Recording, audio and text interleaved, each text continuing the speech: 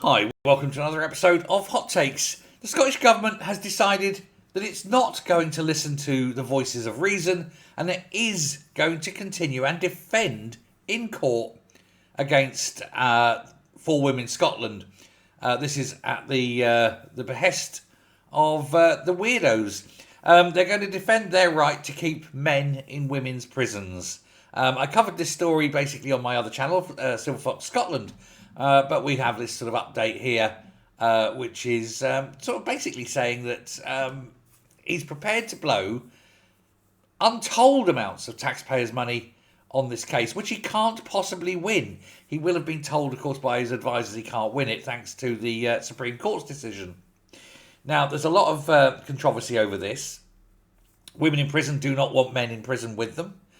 Men in prison like being, especially men who are dangerous and, how shall we say, mentally unstable, to be in a woman's prison because it's easier for them. They're not going to get attacked.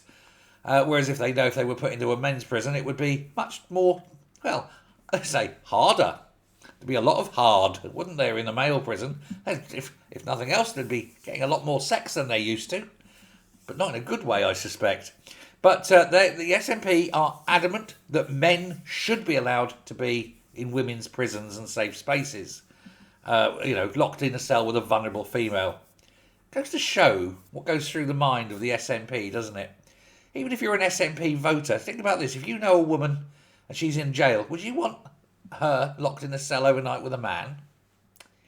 Yeah, and yet you're voting for these people. You're voting for people who want this.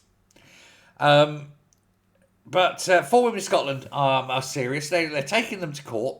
They're taking both the government to court and the individual ministers who make the decisions. So it could be interesting to see Constance losing that case, which she's going to lose. There is no doubt about that. The law is clear. Swinny said I can't comment on the case. His way of not commenting because he knows he daren't say anything. He's running scared, and yet he's going to spend maybe £500,000 of taxpayers' cash defending a case that he knows he cannot win.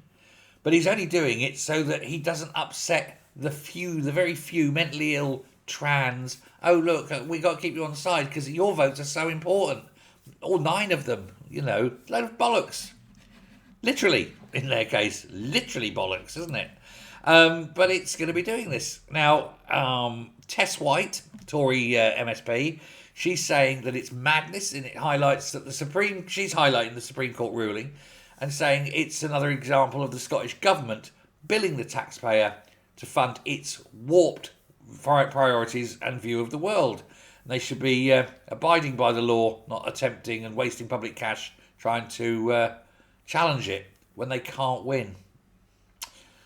It's not the first time, it won't be the last time. They keep testing it and pushing it. And yet every time it's been tested, they've had to back down. They had to back down on schools. They had to back down on public buildings.